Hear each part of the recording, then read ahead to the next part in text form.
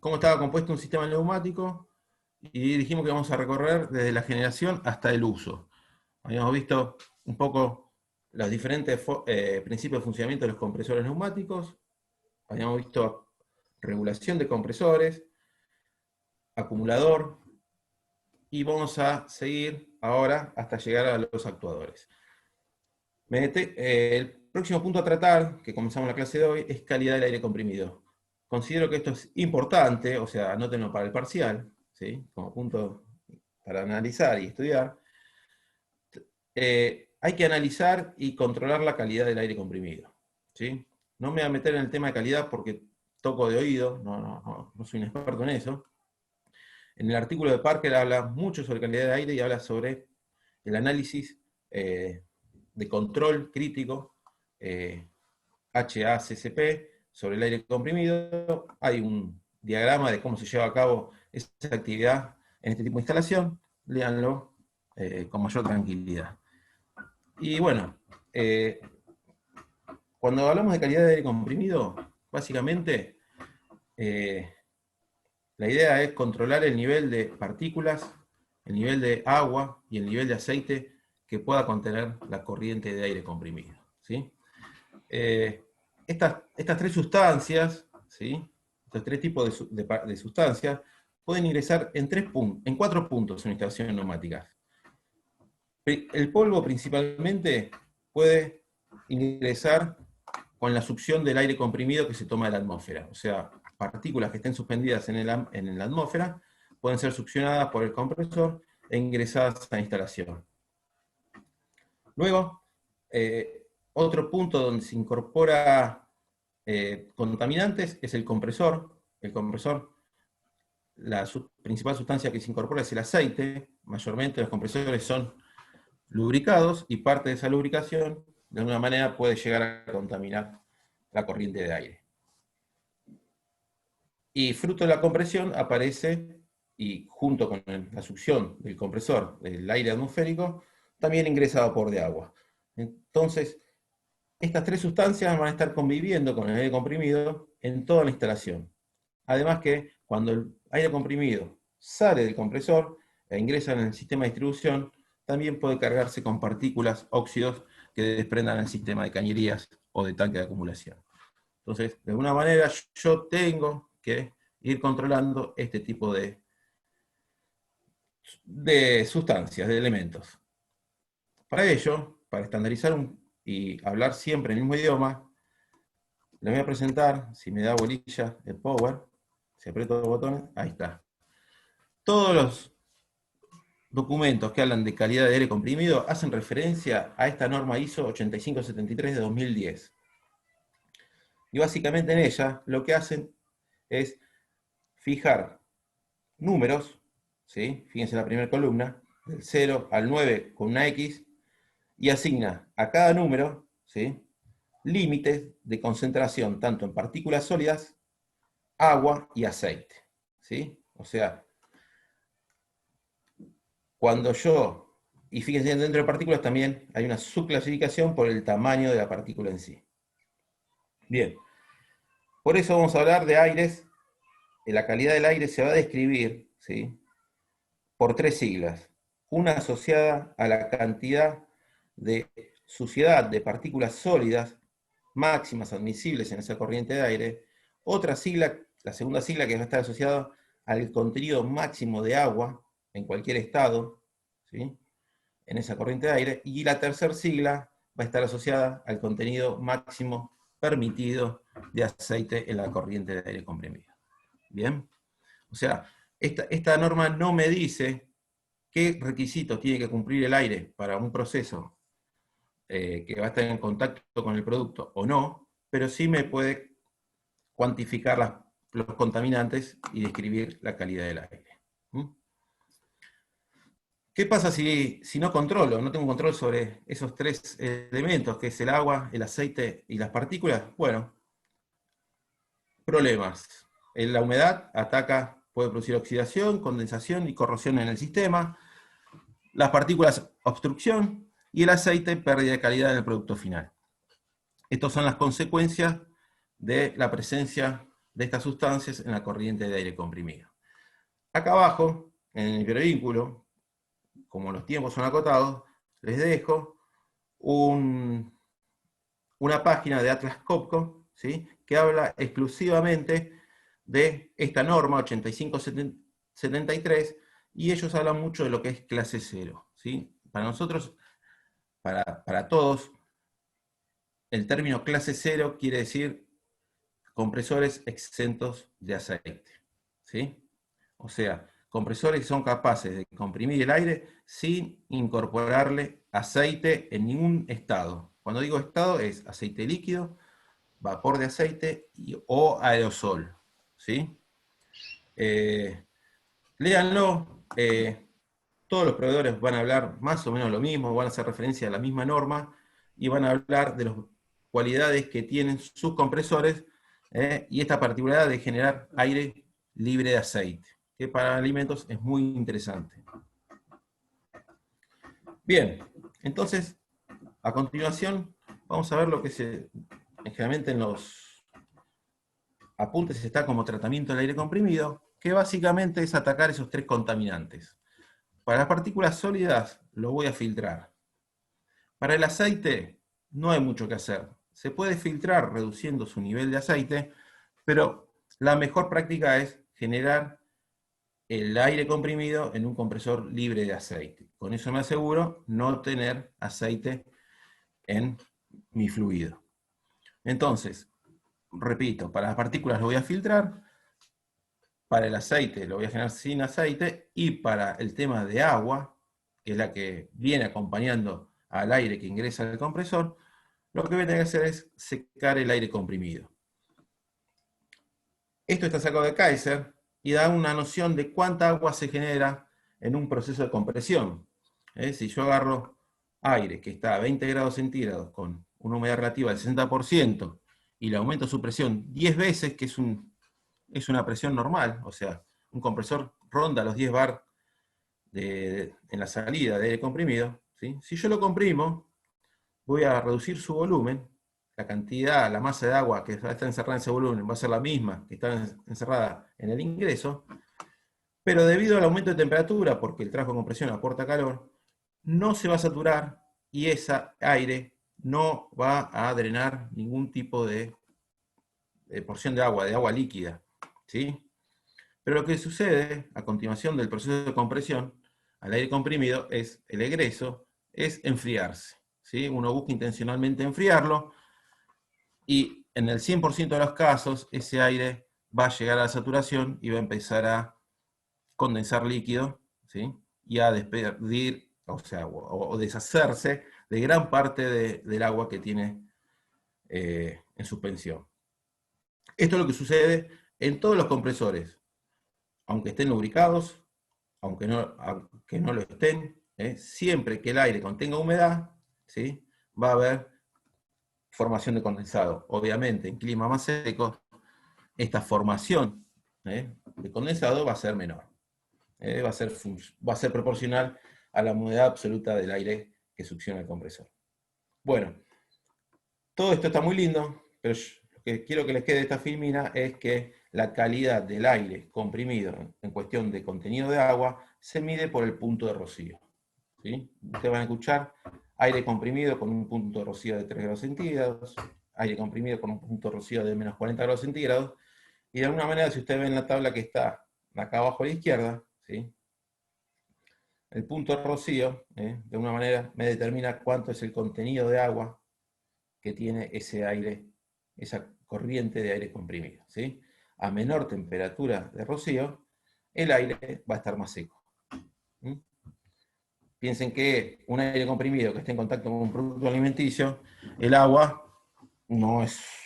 El agua, junto con los microorganismos que pueda traer, no va a ser bueno para ese alimento. ¿Mm? Entonces, ahora más, para medir la calidad del aire comprimido en el aspecto de contenido de agua, vamos a hacer muchas veces referencia al punto rocío. Bien, y acá está un poco para que empiecen a entender cómo se trata de captar la mayor cantidad posible de agua. La imagen que está en la parte superior estos 48 litros, si un compresor succiona 48 litros de vapor de agua, ¿sí?, junto con el aire que quiere comprimir, fíjense que por lo general a la salida del compresor puede existir un pozo enfriador, una serpentina de intercambio que utilice aire forzado o que utilice una corriente de agua de enfriamiento, ¿sí?, para favorecer el enfriamiento del aire, ese aire que sale próximo a los 80 grados centígrados, ¿sí?, y así poder empezar a retirar la mayor cantidad posible de agua. Estas superficies de intercambio generalmente están entre el elemento de compresión y el tanque acumulador. En el tanque acumulador, cuando la clase pasada vimos que se le da un tiempo de residencia al aire comprimido, y eso es en forma intencional para que el aire llegue a temperatura próxima al ambiente que lo rodea, y con eso lograr puntos de rocío del aire próximos a la temperatura ambiente del acumulador, o sea, 20 grados, 25 grados, depende de la época del año y del recinto donde esté el acumulador. Son formas bastante rústicas, pero efectivas para sacar la mayor cantidad de agua. Fíjense, de los 48 litros que ingresó con el aire, ya 35 los puedo sacar en forma, digamos, económica. Pero va a haber prestaciones que van a requerir que el aire comprimido tenga menos contenido de agua. Y para eso, para yo tratar de seguir quitando agua al aire, existen otros dispositivos. El dispositivo que a continuación se coloca, si yo quiero seguir secando el aire, es un secador refrigerativo, ¿sí? Básicamente es un aire acondicionado que lo que hace es enfriar el aire hasta unos 3 grados centígrados, y logra captar otra porción de aire comprimido. Fíjense que de los 48 ya una sexta parte la puedo captar en este tipo de dispositivo. Entonces de los 48 saco 35, saco 6, estos serían 41, me están quedando 7 litros de agua que se van con el aire luego de secarlo con un secador refrigerativo que logra un punto de rocío de 3 grados centígrados. ¿Qué quiere decir con eso? Esperen que los corro a ustedes, que no me deja. En 3 grados centígrados estoy teniendo, si lo ven acá, un contenido de agua de aproximadamente 6 o 7 gramos por metro cúbico, por kilogramo de aire seco. Bien, ahora sí dicen, ¿puedo seguir sacándole agua al aire comprimido si mi aplicación requiere menos contenido de agua? Y sí, obviamente, a medida que le sigo sacando agua, tengo que invertir energía, y es un aire comprimido que se encarece. Entonces, no todas las corrientes de aire comprimido son sometidas a todos los procesos de secado, sino solo aquellas que necesiten un alto grado de calidad en este aspecto. El resto del aire que necesita menos calidad con respecto al agua, sufre los tratamientos mínimos que se le deben aplicar. Si yo quiero seguir sacándole agua a este aire, lo que existe en el mercado son secadores de adsorción. Esto es una foto real que ofrece Kaiser acá en Argentina, ¿sí? Son dos tanques que trabajan en forma alternada, dos columnas, ¿sí?, que trabajan en forma alternada, entonces se obliga al aire que migra, que sale del dispositivo anterior, a atravesar estas columnas, que dentro de estos recipientes hay un producto sílica gel, dióxido de silicio, ¿sí?, y el aire, a atravesar este elemento, ¿sí?, cede su agua al elemento, porque el elemento es muy higroscópico, el elemento se va saturando, llega un momento que hay que regenerarlo, por eso hay dos columnas, porque trabajan en forma alternada. Mientras una está secando el aire, la otra se está regenerando, ¿sí?, para cuando la otra llegue a la saturación. Obviamente acá se miden, hay sensores que miden cuánto es el nivel de saturación de las columnas, se conmutan y trabajan en forma alternada. Con estos dispositivos, fíjense en tengo que correr las caritas de ustedes, porque, a ver si las puedo ocultar. Fíjense en la tabla de abajo a la derecha, que muestra la técnica que utilizo para secar el aire, el punto rocío que logro con esa técnica, y cuánto es la potencia, obviamente esto es plata, que debo administrar para secar una unidad de aire comprimido, 1 metro cúbico por minuto de aire comprimido. Pero fíjense en este tipo de instalación, que es el secador de absorción con regeneración en caliente, logro puntos de rocío de menos 40 grados centígrados y contenidos de agua mucho más bajos que con el caso anterior. Entonces, estas son las posibilidades que hay para secar aire comprimido, ¿sí? Post-enfriadores a la salida del compresor, tanque acumulador, secador refrigerativo, y si quiero seguir sacando agua, el mercado ofrece equipos de secado por adsorción. De esta manera voy a secar el aire. Dijimos que el otro contaminante que estaba en la corriente de aire comprimido eran las partículas, el polvo. Y para eso, obviamente, ustedes ya saben, lo voy a tener que filtrar. Acá les recomiendo, vamos a ver un poco las impurezas que puede haber en una corriente de aire comprimido, son muchas, de partículas sólidas hasta agua en todos sus estados y aceite en todos sus estados. Y para eso lo voy a tener que filtrar. No hay un solo filtro. Los voy a recomendar que lean el apunte de Parker, donde están hablando de partículas, de filtros mecánicos para partículas por encima de 1 micrón. Hay filtros para partículas mecánicas de submicrón, por debajo del micrón. Pero también hablan sobre filtros, obviamente de mayor costo, pero con características para retener otro tipo de partículas, como son los filtros coalescentes, los filtros de carbono activado, que son filtros de absorción, y filtros estériles. Tengan la noción de que no hay un solo tipo de filtro para estas corrientes, ¿sí? Depende de las sustancias que yo quiera captar, pero hay filtros básicos, mecánicos, a filtros más específicos que pueden retener hasta gérmenes, que coloco uno u otro. ¿Sí? Van a ver que filtrar el aire significa poner un tren de filtros, ¿sí? Obviamente primero voy a filtrar las partículas más grandes, ¿sí? Y voy a ir hasta el filtro más fino y que tiene mayor detalle en cuanto a retención de partículas. No hay uno solo, sino varios filtros en serie, para lograr la calidad de aire a la salida que requiere mi servicio. Bien, ¿alguna pregunta hasta acá? Abra el micrófono y hace la pregunta que crea conveniente. Por el chat, nada. ¿Nada? Bueno. ¿Hago una consulta, Eduardo? Sí, dale, adelante. Entonces, para filtrar, no uso un solo filtro, sino que uso varios en serie. ¿Eso es siempre? Claro, la idea es filtrar lo más grueso para no saturar tan fácilmente los filtros más finos, ¿sí? Esto es como con la pileta de tu casa, que tenés el skimmer que tiene un sacapelo y después tenés un filtro de arena. Bueno, acá la idea es la misma, es poner la cantidad de filtros necesarios para llegar a la calidad de producto que vos querés en cuanto al aire comprimido, ¿sí?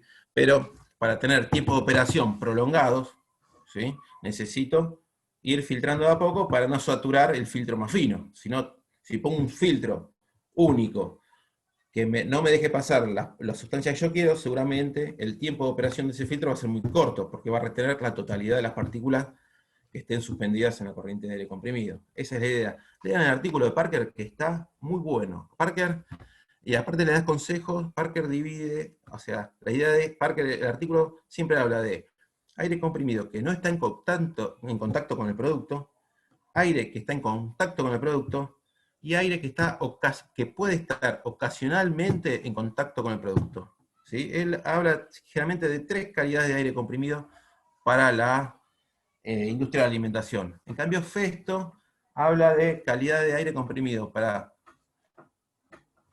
aire que va a estar en contacto con productos secos y calidad de aire para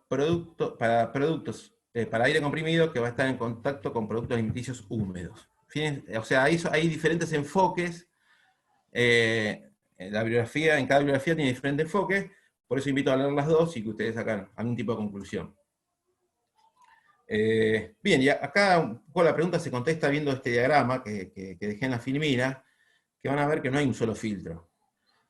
Esto está sacado de Kaiser, lo tienen ustedes en el último apunte, en la última hoja del apunte que yo les subí.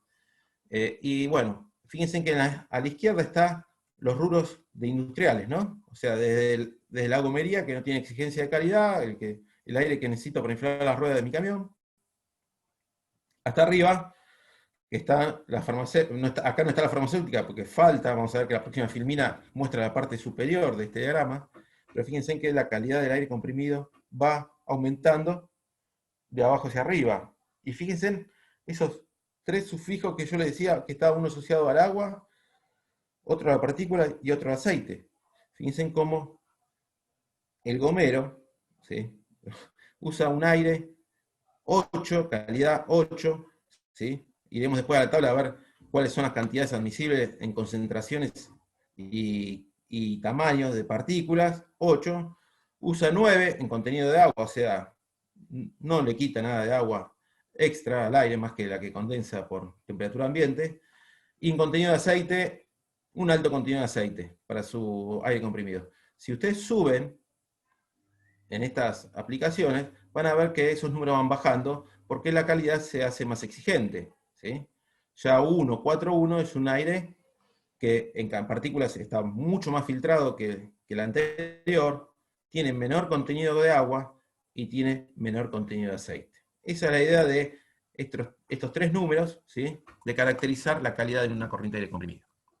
Y para lograr eso, acá Kaiser recomienda cuáles, obviamente, todos productos que vende la empresa alemana, qué productos tengo que intercalar, dispositivos y filtros tengo que intercalar para lograr esa calidad de aire comprimido. Vamos a ver dos y nada más, y porque después vamos a ver una tercera en otra filmina. Fíjense en qué hace el gomero. Acá, en la tabla tienen todas las explicaciones de las siglas, ¿sí?, pero básicamente yo les cuento para que ustedes no vayan buscando uno por uno. Un prefiltro en la succión del compresor para evitar las partículas sólidas grandes, mayores, de mayor tamaño y no dañar el compresor. Compresor, el tanque acumulador, para también acá se va a sacar el agua. Este va a ser un equipo, fíjense, de refrigeración, ese que lograba 3 grados centígrados en el punto rocío.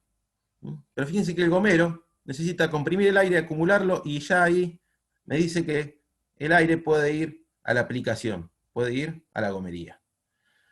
Pero si me paro en la parte superior del diagrama y voy acá, fíjense en el segundo ítem que dice producción de alimentos. Acá es muy genérico, porque fíjense que arriba está fábrica de cerveza, que también es un alimento. Pero bueno, la calidad es la misma también.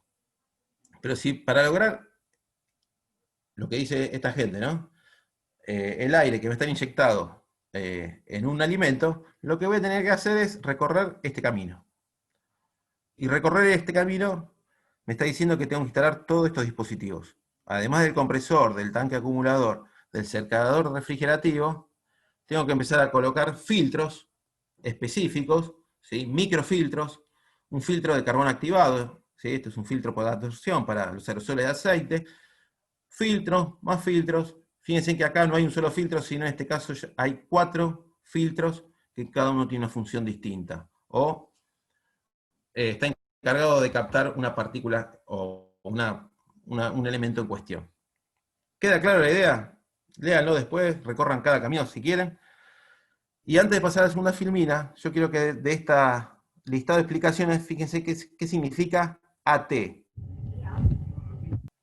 ¿Se ve la flecha, Juan? ¿El cursor?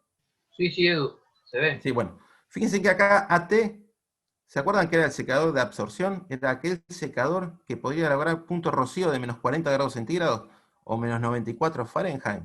Bueno, acá el AT no está. Pero en la próxima filmina,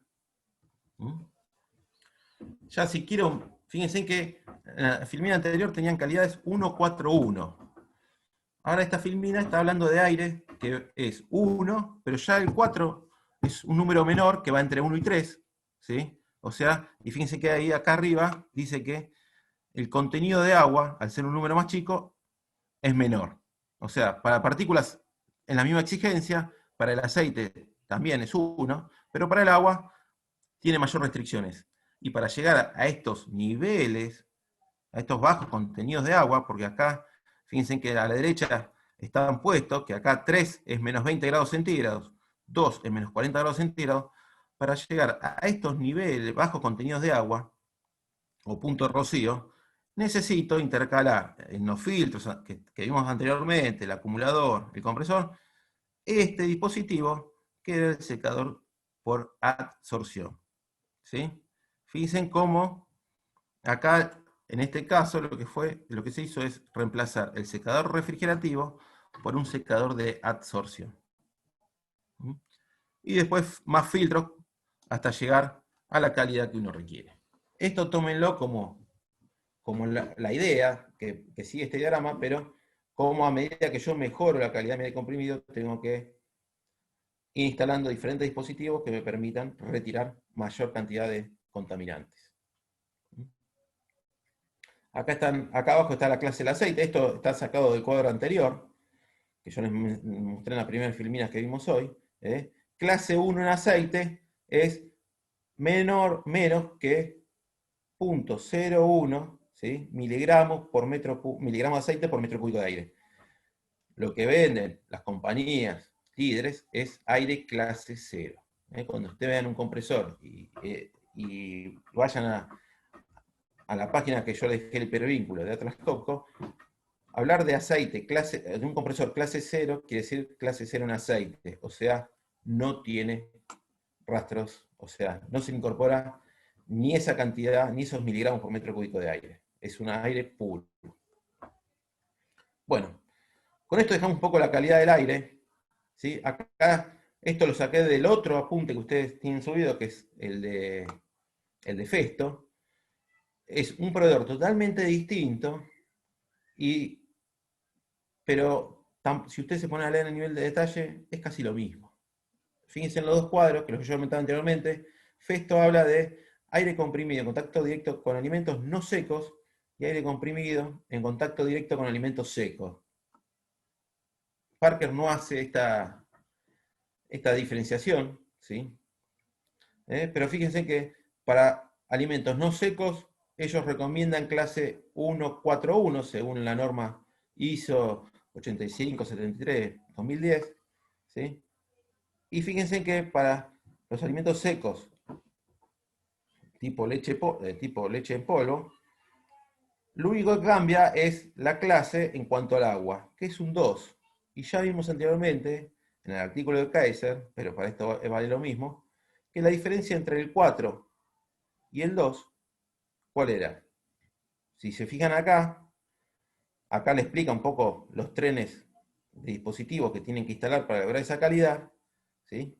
Un 121, y acá les explica cuáles son los diferentes dispositivos que tienen que lograr para lograr un 141. Y acá se ven dos cosas. Primero, los filtros dispuestos en serie que van captando partículas de menor tamaño a medida que atraviesan los diferentes filtros. Pero la gran diferencia que hay acá es, que leo acá, en esto. Si ustedes leen acá, este cuadro es un secador por absorción, ¿sí? Con prefiltro, bueno, esto es un anexo, pero para lograr un aire en contenido de agua menor que 4, siempre toda la bibliografía habla que tienen que pasar por un secador de adsorción. ¿Bien? Mientras paso de pantalla, si no hay preguntas, les comento que si ustedes leen el apunte de micro, van a ver que hay secadores por absorción con B larga y secadores con adsorción con D. Nosotros siempre acá vamos a hablar de secadores de adsorción con D. Los de absorción, la idea es que se coloca un producto que se combina químicamente con el agua, pero ahí ya no tengo posibilidad de regeneración, sino lo que tengo que hacer es reponer continuamente el material secante. Los proveedores que yo estoy viendo en el mercado, todos ofrecen secadores por adsorción. O sea, un silicato que es higroscópico, pero con un tratamiento se lo logra secar y nuevamente puesto en servicio. ¿Alguna pregunta? Por acá nada, no sé si alguien quiere aprovechar Listo. el espacio, más que bienvenida.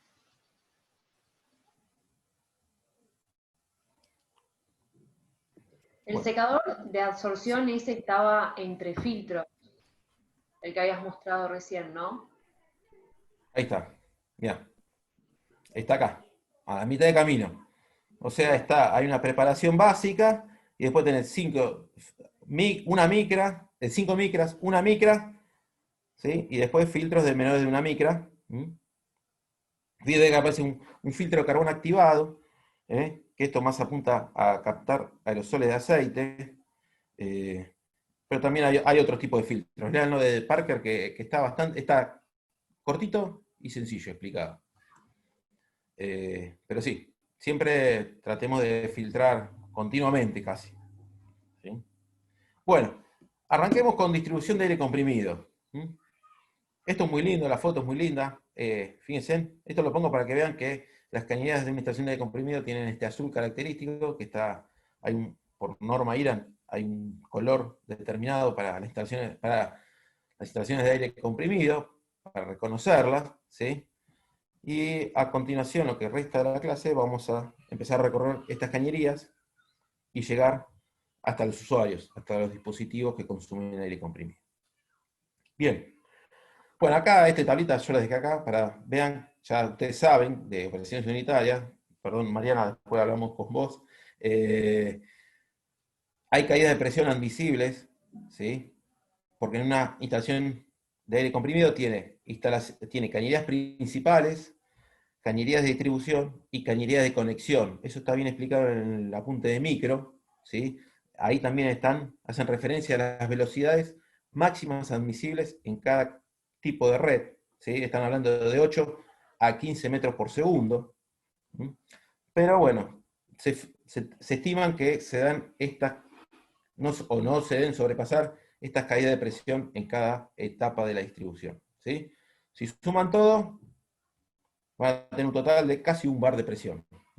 Eso van a tener en cuenta porque desde que el aire sale al compresor hasta que yo lo voy a consumir, la caída de presión, que se estima aproximadamente es de un bar. Bueno, como lo hice con compresores, voy este año, referentes. Voy a colocar empresas referentes del mercado del aire comprimido en cuanto a distribución. Fíjense, son otras empresas. O sea, generalmente la empresa que está produciendo compresores de aire no llega a la distribución. Y viceversa, los que están realizando dispositivos para la distribución y consumo de aire comprimido no se meten con los que realizan compresores de aire. ¿Por qué? No lo sé, pero sucede eso. Las empresas que estoy mostrando, ¿sí? Festo es un referente mundial de aire comprimido, obviamente buena calidad y buen costo. Micro es como su hermano genérico, o sea, también es mundial, pero son elementos de menor costo y de un poco menor calidad, ¿sí? O sea, la idea es que uno invierta en dispositivos neumáticos que van a tener un servicio pesado. En una instalación neumática que va a tener un servicio muy liviano, con poca frecuencia de uso, y que no es crítico, porque su rotura, su fuera de servicio no trae ninguna consecuencia, ahí por lo general se invierten en marcas de menor valor. Todas las cuatro que estoy mostrando, Festo, Micro, SMC es una muy buena marca, pero no tiene tanto mercado, o sea, no hace tanta publicidad, si bien tiene representantes nacionales, no está en todas partes y suelen ser caros, y Parker también. Parker está más dedicado a la hidráulica que a la neumática, pero también está compitiendo. Bueno, todas estas empresas son líderes en el mercado de la distribución del aire comprimido.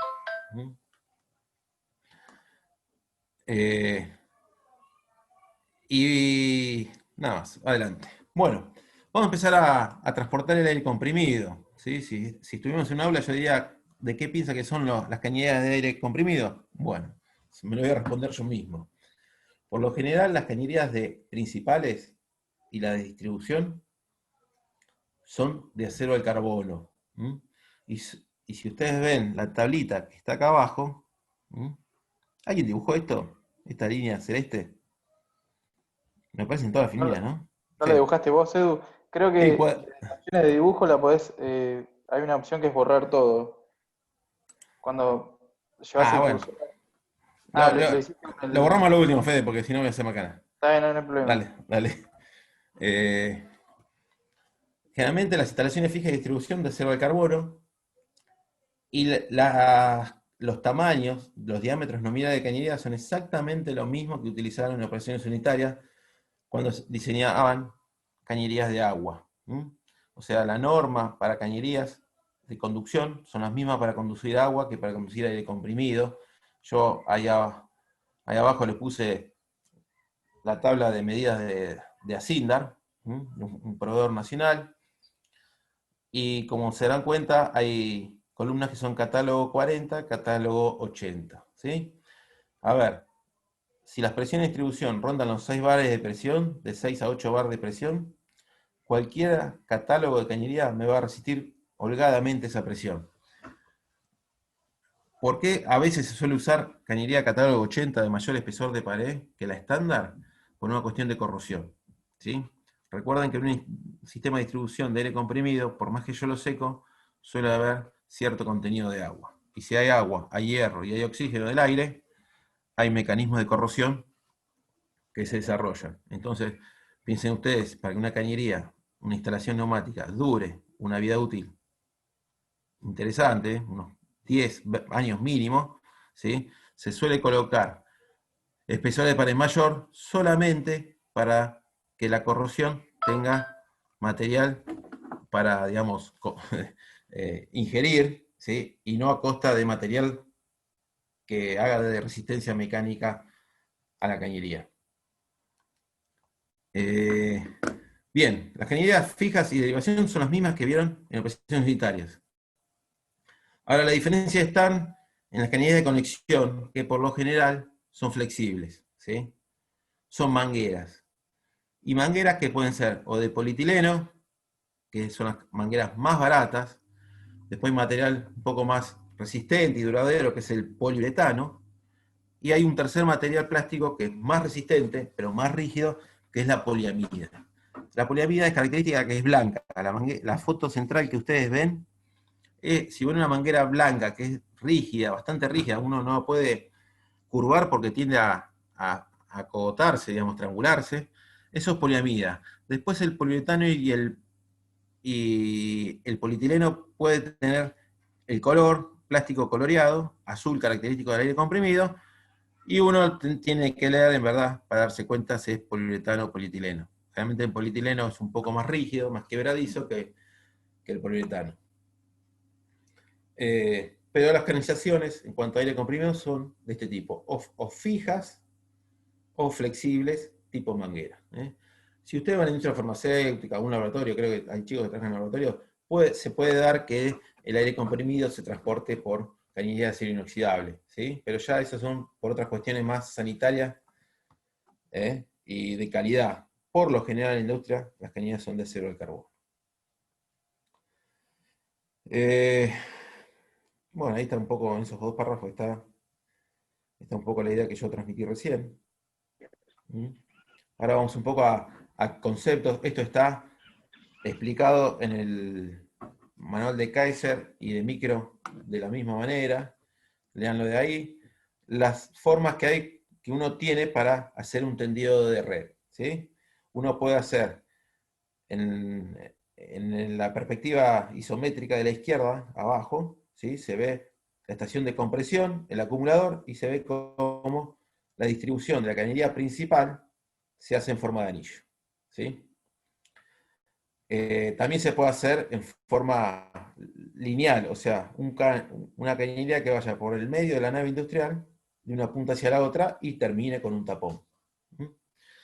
También se puede hacer una tercera opción, que es de hacer una cañería en anillo, pero con interconexiones.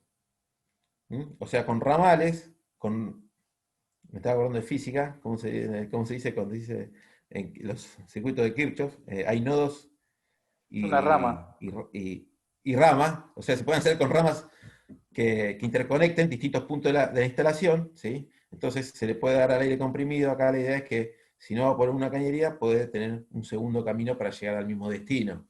Obviamente se darán cuenta que la tercera opción es la más costosa, pero es la que tiene mayor flexibilidad en cuanto a operación. Porque el resto es la de la izquierda. Si yo tengo una pérdida y tengo que realizar mantenimientos sobre una cañería de la línea de vapor, tengo que sacar del servicio toda la planta. Entonces, pero la inversión es mucho menor, entonces uno puede encontrar, cuando el aire, la instalación, el aire comprimido no es crítico, puede encontrar este tipo de instalaciones, pero si es crítico, yo me tengo que asegurar de una forma, sí o sí, la llegada del aire comprimido, ya empiezo a tener distribuciones con forma de anillo con interconexiones. Léanlo en el apunte teórico, no tiene mucho atrás, mucha complejidad del asunto. Pero hay que tener nivel de detalle. Estos puntos yo quiero, fíjense que, por ejemplo, si hacemos el trabajo práctico, yo quiero que, si ustedes van a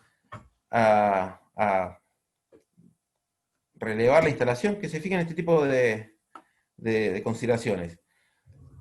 Como el aire comprimido arrastra agua, que yo trato de retirar, pero algo siempre se me escapa, ¿sí? La distribución de aire comprimido se hace con cañerías que no están totalmente horizontales, sino se hace con una pendiente descendente para obligar que el agua que se pueda acumular en las cañerías, ¿sí?, escurra por la parte baja de la cañería y llegue a un punto muerto donde haya una purga que puede ser manual, si es una llave esférica, o puede ser automática, porque hoy en día las empresas ofrecen purgadores temporizados que en forma automática van drenando el líquido que se acumula en el paso del tiempo, con una cierta frecuencia que yo puedo regular, producen la apertura y drenan el líquido acumulado. Eso también está bastante fácil. Y otra consideración que ustedes quiero que releven, a ver si se cumple o no, si las derivaciones a los consumos se hace por la parte superior de la cañería principal o de derivación. Perdón, está la cañería de derivación. Si la cañería de derivación sale de la parte superior de la cañería principal, con la idea de que tome el aire lo más seco posible, ¿sí?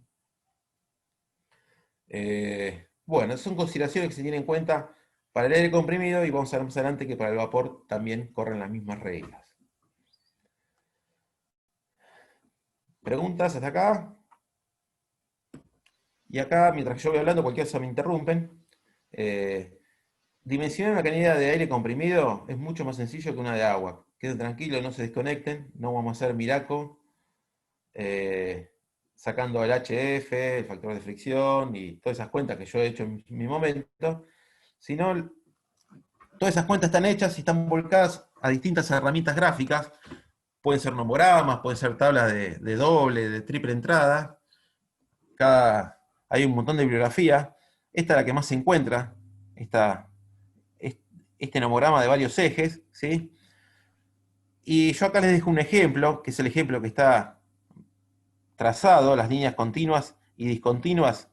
La única diferencia que tienen es que la continua no tiene en cuenta la longitud equivalente debido a los accesorios, y la línea que está discontinua sí los tiene, por eso tiene una longitud mayor, y tendría que dar un diámetro de cañería mayor.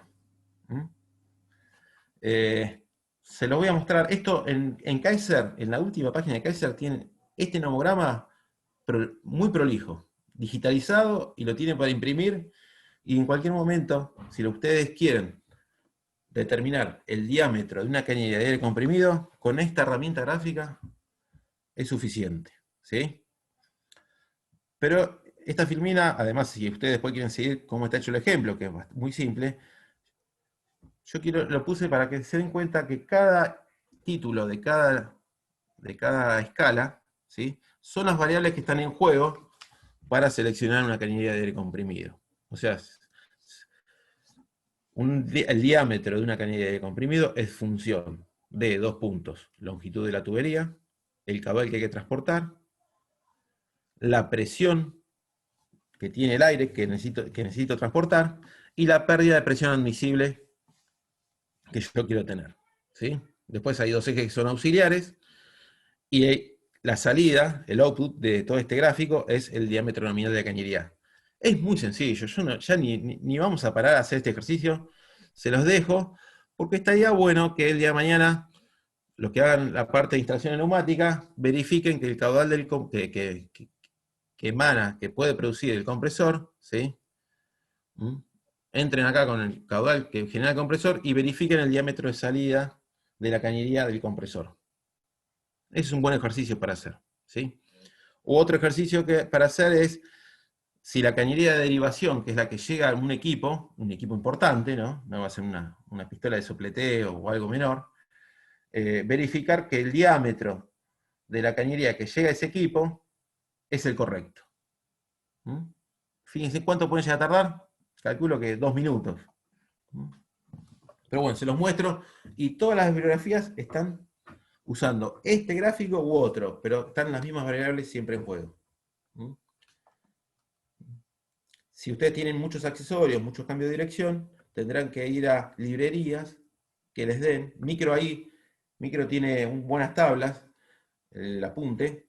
Va a haber, igual que en operaciones unitarias, tablas, bibliografía que le dé de los distintos accesorios que ustedes van a intercalar en la cañería o van a notar que están en la cañería, les van a permitir calcular o por el método del K, ¿sí? K, B cuadrado, B, velocidad al cuadrado sobre 2, creo que era, o longitud equivalente, que se lo suman a longitud de tramos rectos. Esto es exactamente igual que operaciones unitarias. Y totalmente secundario, no vamos a tomar en parcial nunca el dimensionamiento de una cañería neumática, ¿sí? Pero se los dejamos para que el día de mañana que ustedes estén en una pyme y les surja conectar una máquina nueva que compró la fábrica y tienen que hacer la extensión de la red neumática, bueno, fácilmente pueden determinar cuál es el diámetro de esa cañería. Bien, entonces distribuyo y llega por toda la fábrica, puedo distribuir mediante cañerías principales y derivaciones a cada consumo, y antes de cada consumo, lo que voy a tener que hacer es regular la presión, ¿sí?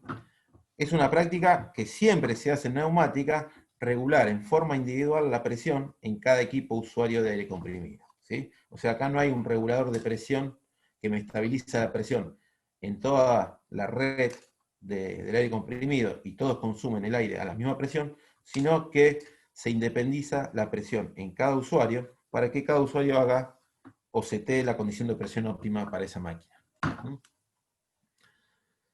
Generalmente los reguladores de presión son, acá no voy a tomar cómo trabaja un regulador de presión. Básicamente en su interior va a haber resortes, fuerzas elásticas, ¿sí? Y diafragmas, que en los diafragmas el fluido va a presionar, y si multiplico esa presión por el área del diafragma voy a obtener una otra fuerza. Entonces va a haber una combinación de fuerzas, algunas van a tender a abrir la válvula, otras van a tender a cerrar la válvula, pero la idea es que este dispositivo estabilice la presión de salida, o sea, la P2, independientemente de lo que esté pasando en P1. Obviamente P2 siempre va a ser menor o igual a P1. O sea, si P1 vale 8 bar, no pretendan que la presión de salida con que egresa el aire de este dispositivo sea 9 bar. Digamos que estaríamos venciendo algunas leyes. Pero sí puedo hacer que, si la presión 1 es fluctuante, porque en una distribución la presión suele fluctuar, acuérdense en el tipo de regulación que tiene el compresor, que está el tanque acumulador, que hace de pulmón, bueno, la P1 va a estar asociado a cómo está configurado la instalación aguas arriba, hacia el compresor. Bueno, la idea de este dispositivo es que esas fluctuaciones se borren, se eliminen, y esa presión se reduzca, y obtenga una P2 estabilizada en el valor que yo quiero.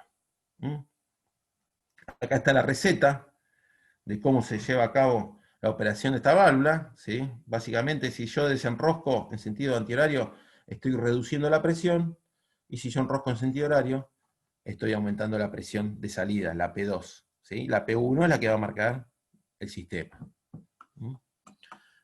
Bien ahí, o sea, no preguntemos de qué es el resorte, del diafragma, cuánto es el diámetro, quién empuja a quién, creo que se escapa al alcance de este curso, ¿sí? Pero sí quiero que sepan lo que viene ahora, que son las funciones, ¿sí? ¿Cuál es la función de regular la presión de un aire comprimido? Son 3. Una ya la mencioné, mantener a P2 estabilizada, más allá de lo que fluctúe P1, y la P2 tiene que estar dentro del rango de condición de operación de mi máquina. Si la máquina que yo compré dice que tengo que utilizar aire a 2 bar, Bueno, tendré que setear para que P2 esté estabilizada en 2 bar. Esta también es otra función importante. Si yo reduzco la presión en una bola de este tipo, el aire, voy a producir la expansión del aire a mayor presión. ¿Sí? Y créanme que los dispositivos que están aguas abajo de P2 van a utilizar el aire, ¿sí? Y por lo general lo que van a hacer es van a llenar volúmenes constantes. ¿Sí? Entonces, no es lo mismo llenar un volumen con un aire a 2 bar que llenarlo con aire a 4 bar. ¿Sí? ¿Cuál es la diferencia? Que si yo lo lleno con aire a 2 bar, me va a entrar, en términos de peso, de gramos de aire, me va a entrar la mitad de aire que si yo lleno ese mismo volumen con un aire a 4 bar. Es una cuestión de volumen específico. ¿Se entiende? Entonces, si hablamos en términos másicos, de masa, yo reducir la presión del aire a lo mínimo posible, es aumentar el volumen del aire que va a egresar de esta válvula, y ese aire me va a rendir de mejor manera. Voy a poder llenar más cámaras de cilindros con la misma masa de aire, ¿sí? Con la misma masa de aire que si lo hago a mayor presión. Por eso, en todas instalaciones neumáticas, se trata de reducir la presión de utilización al mínimo, pero ojo, porque recuerden que si yo esto lo voy a utilizar para movilizar algún tipo de pieza, acuérdense que presión por área es igual a fuerza. Entonces, si yo reduzco la presión con que utilizo el aire comprimido, voy a estar reduciendo en forma directamente proporcional la fuerza que puede realizar ese elemento neumático. Entonces hay que encontrar un acuerdo entre cubrir la fuerza que demanda el sistema, ¿sí?, a la menor presión posible. Y otra ventaja que me dan este tipo de válvula instalada en cada cometida de cada equipo, me permite independizar las presiones de cada usuario. No todas las máquinas, ¿sí?, están hechas para funcionar a la misma presión de aire. Si bien decimos que están estandarizadas las presiones de generación y de distribución, que en distribución ronda los 6 bar, o sea, si usted va en un manómetro de una calidad de distribución, siempre van a ver entre 5 y 6 bar, las presiones de utilización del aire comprimido suelen ser mucho menores. ¿Sí? Bien, entonces esto es una válvula reguladora de presión. Otro dispositivo que vamos a encontrar, ahora después le voy a cerrar un poco para que explico el anterior y este, vamos a encontrar un elemento que me permite la lubricación del aire comprimido en forma intencional. Y ustedes me dirán que yo estoy loco porque arranqué la clase explicando que el aceite no era bueno, que había que sacarlo, más, había que invertir en compresores que no incorporen aceite al aire, y acá estoy diciendo que en forma intencional incorporen aceite al aire. Bueno, depende de dónde van a utilizar ese aire comprimido. Si bien el aceite es malo porque puede contaminar producto alimenticio, en aplicaciones donde ese aire no va a estar en contacto con alimento, ¿sí?, y va a lubricar piezas móviles, ¿sí?, va a estar en contacto con piezas móviles, es muy bueno que esté lubricado, porque esa lubricación, ese aceite que viaja con aire comprimido, me va a lubricar las piezas móviles y me va a extender la vida útil de toda la instalación.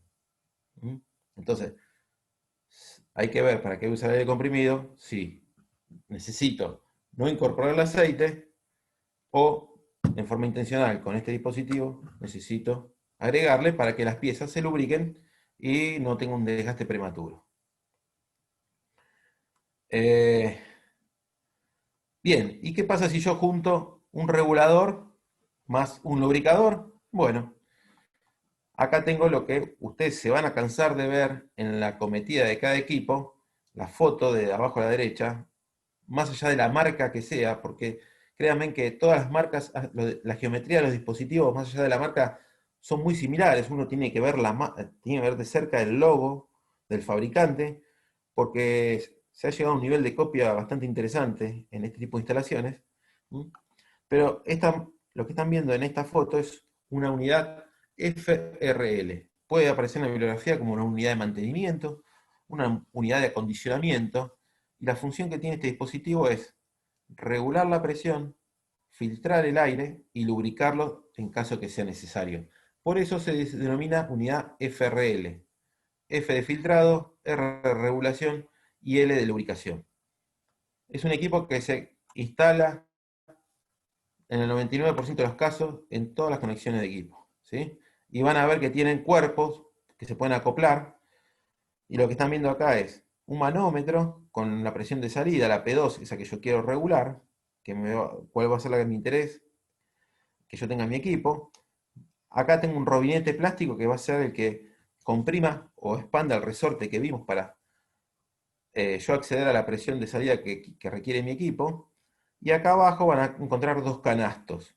Generalmente el primero es un filtro, o sea, el aire que ingresa de la izquierda a derecha, ingresa, pasa primero por el elemento filtrante, que está en este canasto, sube, pasa por el elemento de regulación, y a continuación ese aire que está a menor presión pasa y por efecto Venturi, por lo general, toma una porción de aceite que está acumulada, que la persona de mantenimiento o el operario repone frecuentemente en esta cápsula, ¿sí? Y por efecto Venturi, el aceite va ascendiendo y va cayendo en la corriente de aire comprimido. Esto es una unidad FRL.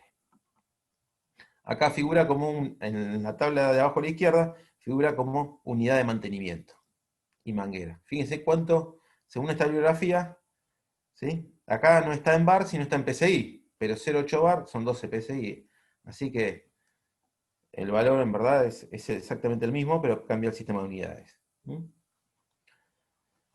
Y la tabla que figura atrás, ¿sí? Que son las tablas que uno va a tener para seleccionar este tipo de dispositivos, lo puse solamente para que sepan que la selección de este dispositivo, el parámetro principal va a ser el caudal que sea capaz de manejar, ¿sí? O sea, dependiendo del caudal que necesite acondicionar esta unidad, va a ser el tamaño que tome la misma. Por eso, acá, fíjense en la columna, si acá aparece el tipo de producto, le pone una fotito, dice que hay varios modelos, pero el parámetro importante para este dispositivo y para todos los dispositivos neumáticos es el caudal de aire en condiciones normales que tienen que manejar. Acuérdense, en condiciones normales llevado a presión atmosférica, no a la presión de uso del aire comprimido o de llegada del aire a esta unidad. Entonces, en función del caudal que tenga que manejar, yo voy a seleccionar el tamaño de mi unidad FRL. Y fíjense también, para los que preguntaban por el filtro, que el fabricante me ofrece filtros, ¿sí? Instalar en estas unidades, por ejemplo, estándar de fábrica, filtros de 5 y de 40 micras, ¿sí? Ya me especifica qué tipo de elemento filtrante viene incorporado en el canasto. Pero bueno, sepan, pongo esto para que se den cuenta que el caudal va a ser el primer parámetro a tener en cuenta para seleccionar cualquier elemento neumático. ¿Alguna pregunta hasta acá? Por el chat no, Edu. No sé si... Dale, ahí creo que alguien se está conectando. Sí, yo. Bueno, adelante. ¿Qué es el efecto Venturi? Y también aclarar que tampoco hice operaciones. Perdón, ¿Mariana sos vos? No. No, Brenda. Brenda, bueno, el otro día hablé con Mariana que tampoco he hecho operaciones. El efecto Venturi es más física. O sea, cuando uno aumenta la velocidad del fluido, ¿sí? Baja lo que es la presión estática.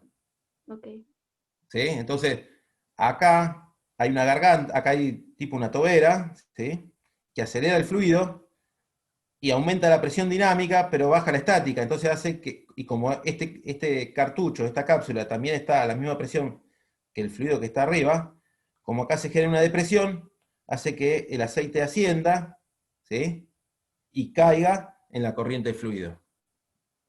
Eso es el efecto Venturi. Ok, gracias. ¿Sí? No, de nada. O sea que la cantidad de lubricante va a ser función de la velocidad del aire. A mayor caudal va a lubricar de mejor manera o aumentar la cantidad de gotas. Bien, seguimos adelante y ya nos estamos acercando al que realmente hace el trabajo, al soldado que hace que se mueve la cosa, porque todo esto nosotros estamos haciendo para producir algún tipo de trabajo útil. Y acá el cilindro es el que realmente lo está llevando a cabo ese trabajo, ese desplazamiento. Entonces, como dijimos, el aire se genera, se acumula, se distribuye, ¿m? También se puede tratar, depende de la calidad que exige mi proceso. Y en cada acometida, en cada usuario, ustedes pueden encontrar lo que yo mencioné anteriormente, una unidad. Por lo general, esta es una unidad que es filtro, regulación. Acá no hay lubricante. ¿Sí? Fíjense que ustedes pueden encontrar diferentes combinaciones, según lo que demande el cliente. Esta es una unidad FR. Filtra, regula, pero no tiene la capacidad de lubricar. ¿Mm? Lo que ven acá en rojo es un robinete de acceso, es como una llave de paso. O sea, lo que hace uno es, una vez que se asegura que tiene la presión correcta para alimentar el equipo, esto es una llave de paso, da paso libre del aire a la instalación. Acá hay válvulas de direccionamiento que van a decidir, ¿sí? O van a establecer la lógica de funcionamiento de los cilindros actuadores. O sea, le va a decir a este cilindro cuándo tiene que moverse hacia adelante, cuándo tiene que moverse hacia atrás, o cuándo tiene que parar en un punto intermedio. Entonces, lo que resta de la presentación nos vamos a centrar en cilindros y en válvulas de direccionamiento. Todo es necesario para que funcione una instalación neumática estándar, tradicional, ¿no? No estamos hablando de transportar sólidos en una cañería, ni airear una pileta en una planta de tratamiento de fluentes. Esas son instalaciones neumáticas, pero son particulares. Por lo general lo que van a encontrar son máquinas que necesitan realizar algún tipo de movimiento y lo hacen con cilindros de este tipo, similares a estos, y necesitan válvulas para de una manera comandar la función de los cilindros. Así que corto el teléfono. ¿Se entiende hasta acá? ¿Seguimos adelante? Y vamos a empezar a ver cilindros de simple efecto. Acá me interesa que sepan las características principales de cada uno, nada más, y cuáles son los parámetros característicos para caracterizar, o sí, suena medio redundante, ¿no? O sea, para describir un elemento de este tipo, ¿sí? O sea, no me digan, tengo un cilindro neumático chiquitito, es larguito, y tiene, en la punta tiene una rosquita, no. De una manera que sepan cuáles son los parámetros característicos, un poco, o sea, como habla un técnico, o como habla un vendedor de estos dispositivos, porque generalmente ustedes van a estar en la planta, a través de un teléfono hoy en día, tratando de hacerle entender cuál es la pieza que ustedes realmente están queriendo adquirir o reemplazar. Ya que les comenté esto, les digo que cada pieza neumática tiene, el fabricante tiene un código único, ¿sí? Cada pieza tiene, creo que son 13 dígitos que caracterizan esa pieza. Entonces, a ustedes pueden empezar a agarrar un calibre, como hicieron en un trabajo práctico de física, y ponerse a medir la geometría del cilindro, o si pueden tener acceso a ese número de pieza de 13 dígitos, eso es como el ADN del cilindro. Ustedes le transmiten ese número al fabricante y el fabricante ya sabe el producto que ustedes necesitan reemplazar o demandar. ¿Se entiende? En la neumática se usan mucho esos números largos, que son engorrosos, pero si uno tiene acceso, porque generalmente están inscriptos en un autoadhesivo en el elemento neumático, el fabricante lo coloca, lo que pasa que a través del uso y del día a día, eso se va gastando, se va cayendo, lo van frotando y se va borrando, pero si uno tuviera acceso a ese código, ya no hace falta tomar ni una foto ni agarrar el calibre. Uno llama al fabricante y el fabricante sabe exactamente lo que uno está necesitando. Así para cilindro, como para válvulas, para unidades FRL, para filtros, para cualquier otro elemento de una instalación. Bien, cilindro de simple efecto, de los menos, ¿sí? Ya creo que en termodinámica entendieron cuál es la idea de un cilindro, cómo funciona un actor de esto, han hecho problemas. El cilindro de simple efecto es básicamente, tiene un vástago, que es la parte interior, esto, es un vástago que realmente es el que se va a mover. ¿Mm? Tiene un disco. ¿Mm? Y tiene una camisa. Una camisa donde el disco se va a mover en forma axial, y como es solidario al vástago, ¿Mm?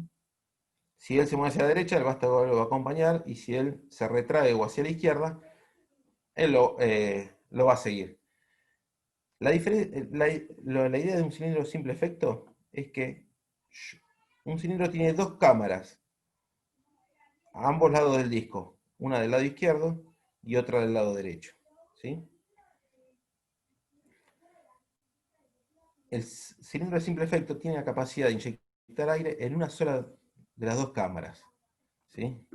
¿Alguien está mandando algo? Porque me está cayendo, me está mandando el ruido de... Por acá no veo. Sí, no, ya está, no, es mi teléfono, perdón. Perdón, es mi teléfono. Bien.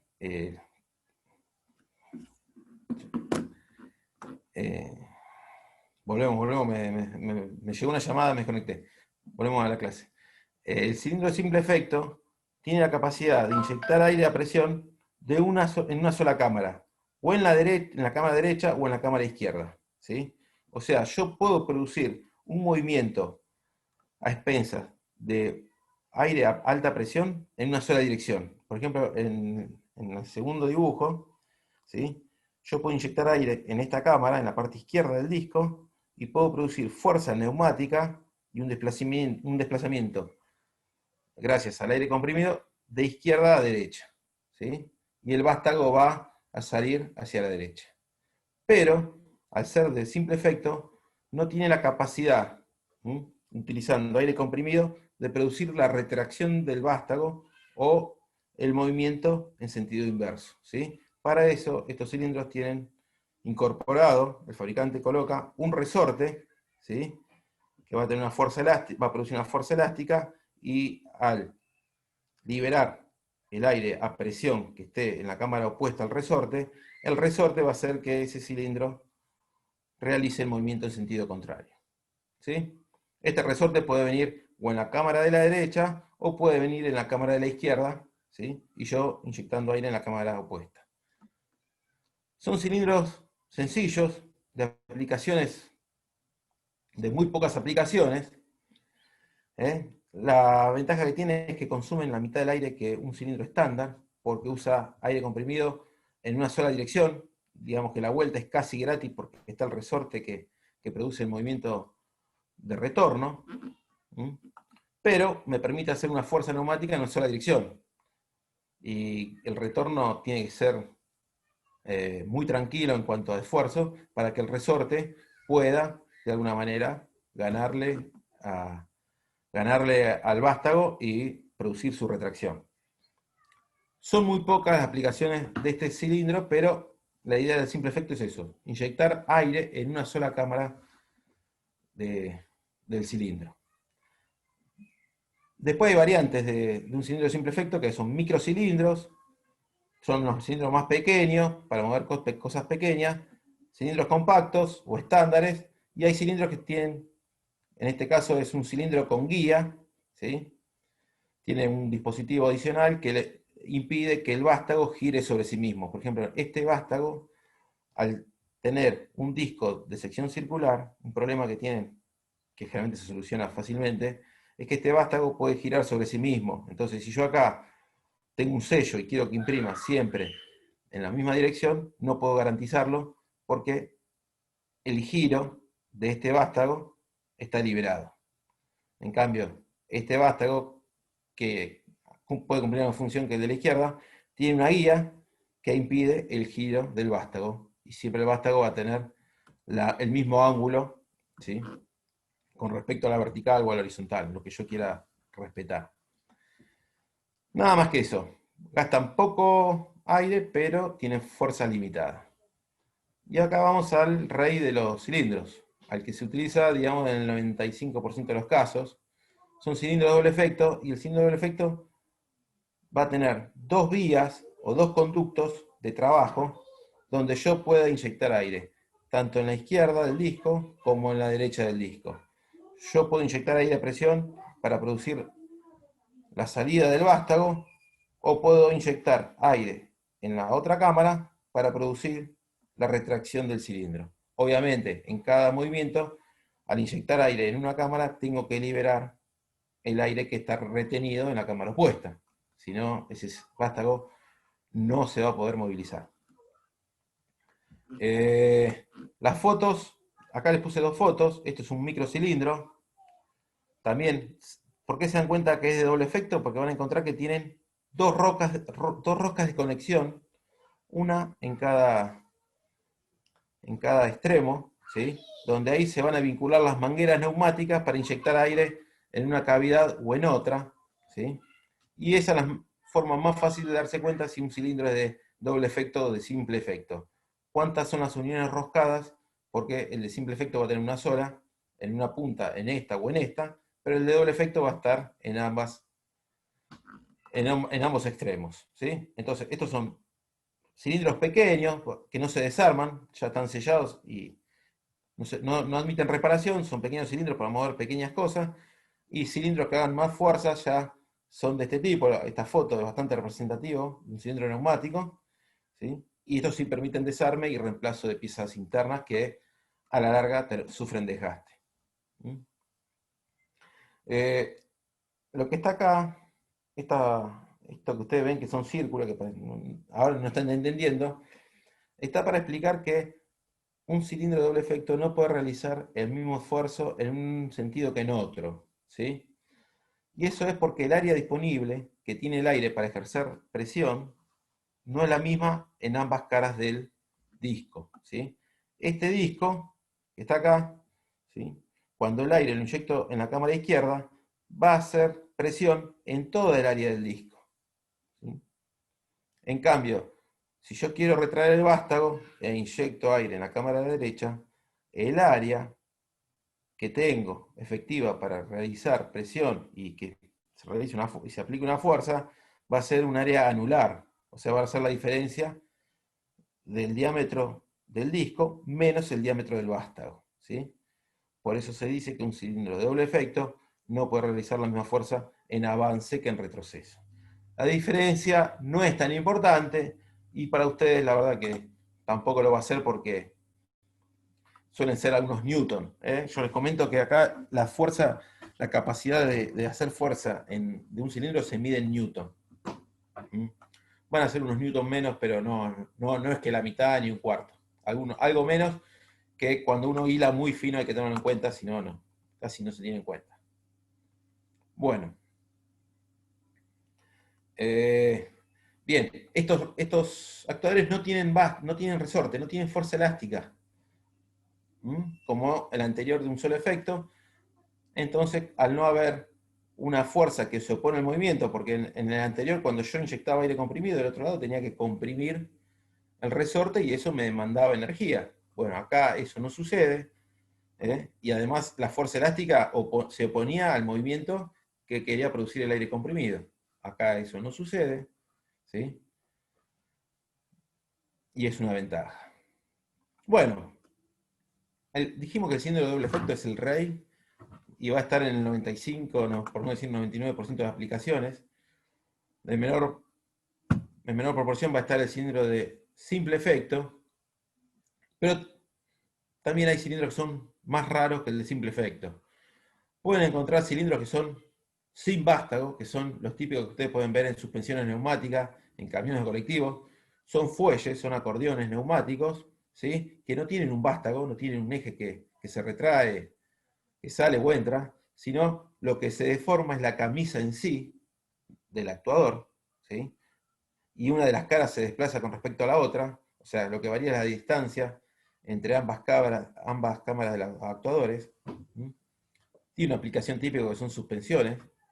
Después van a ver cilindros de doble vástago, o sea, fíjense que acá el vástago, cuando se retrae de un lado, egresa del otro, pero estas son aplicaciones contadas con los dedos de los pies, ¿sí? Tienen actuadores que como les dije anteriormente, impiden el giro del vástago sobre sí mismo. Entonces puede ser una solución de o un sistema con guía o un sistema de doble vástago. Son todas soluciones que se fueron desarrollando para evitar que el movimiento pueda producir un giro sobre sí mismo. O sea, la pieza o lo que está sujeto en la punta del vástago no gire, no rote hacia un lado o hacia el otro. Bueno, son soluciones particulares que yo se los quiero mostrar para que el día de mañana, si ustedes tienen que resolver algún caso muy particular, sepan que estos tipos de soluciones están disponibles en el mercado, pero bueno, todo esto ya es bajo pedido. Es más, todos los actuadores casi les podría decir que son bajo pedido. No hay nadie que tenga actuadores en la estantería esperando que ustedes llamen para pedirles ese actuador, porque créanme que hay muchas formas, muchas geometrías, y diría que es casi infinita las combinaciones que se pueden realizar para seleccionar el actuador que uno quiere, ¿sí? Por eso todos los actuadores son a pedido y pueden tardar de una semana a 15 días, dependiendo del cliente que sean ustedes y del proveedor que tengan disponible. Bien.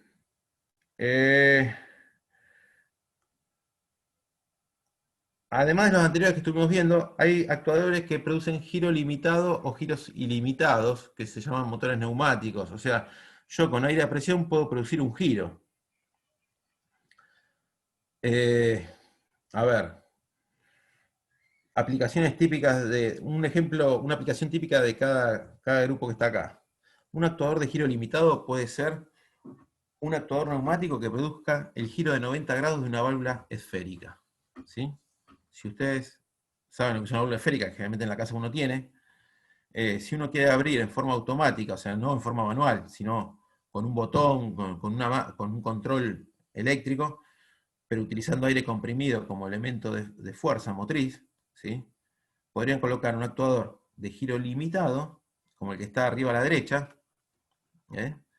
uno de piñón y cremallera, y podrían hacer que el vástago de esa válvula gire 90 grados o un ángulo que ustedes quisieran. Entonces, estas soluciones son particulares para, por ejemplo, válvulas neumáticas automáticas. Y un motor neumático, bueno, uno ya cuando ve carreras de autos sabe que cuando les colocan les ponchan las llantas, como dicen los yanquis, los mexicanos, les ponen y sacan las ruedas, utilizan herramientas neumáticas que producen un giro ilimitado con muchas RPMs, ¿sí? Entonces, la neumática ha desarrollado un montón de soluciones para que se realicen los movimientos que requiere cada aplicación, y hay genéricas o hay particulares como este caso. También un actuador neumático es un motor a paletas. Esto es un motor neumático. Ustedes vean, pero esto pareció un compresor, y claro, es exactamente lo mismo. O sea, acá está utilizado como turbina. Acá lo que se está produciendo es la expansión del aire comprimido en el mismo dispositivo. Es como que se está invirtiendo el sentido del flujo. Y gracias a la expansión del aire comprimido se obtiene un trabajo útil. Y ese eje que gira a alta RPM, yo lo puedo utilizar para alguna operación. Y eso es lo que es un motor neumático. Obviamente, esto es un motor muy ineficiente, porque recuerden, empiecen a integrar conocimiento, que la neumática, en términos de transformación de energía, es muy ineficiente. Entonces, si yo quiero tener un motor, un giro altas RPM, capaz que la mejor opción sería un motor eléctrico, que tiene un rendimiento cercano al 90%. Y esto está teniendo un rendimiento que ronda el 10%. Pero en algunas condiciones extremas, como por ejemplo, ambientes muy húmedos, ambientes explosivos, esto puede ser una solución que determine que el motor neumático es la mejor opción. Obviamente, en Fórmula 1, cuando le sacan la rueda al auto, ahí no le interesa ser eficiente, sino le interesa ser rápido. Y estos motores me permiten altas velocidades de giro. Bueno, ya nos estamos acercando al tiempo. Yo le dije 45, nos quedan 15 minutos. Vamos a tratar de terminar en tiempo. parámetros que caracterizan un cilindro. La fuerza que requiero en la punta del vástago, ¿sí? Esa fuerza que requiere mi dispositivo para movilizarse. Eso depende de la ingeniería de la máquina, de lo que haya que mover, de cuál sea la palanca o el momento que tenga que ese vástago para producir el movimiento. Depende de cada situación. De alguna manera, ustedes tienen que ser capaces de estimarlo, de medirlo con una pesa, con un torquímetro, con alguna herramienta que les determine cuántos newton necesitan producir de fuerza en ese actuador neumático. Eso es algo que cuesta muchas veces en la práctica, porque uno ve el cilindro moverse y dice, ¿y cuánta fuerza estará haciendo? Y la verdad que no es fácil medirlo. Pero bueno, de alguna manera hay que estimarlo.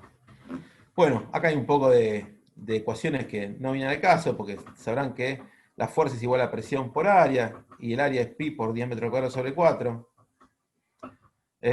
Y si es de simple efecto, le voy a tener que restar la fuerza del empuje del resorte, para que saber cuál es la fuerza efectiva que tengo en el vástago, y después le tendré algo de rozamiento. Pero fíjense en que los modelos matemáticos que están en la neumática son muy sencillos. Acá, esta diferencia de diámetros es el área anular que tiene disponible un cilindro de doble efecto en el retorno. O sea, el diámetro de la camisa menos el diámetro del vástago es el área disponible para realizar la fuerza neumática.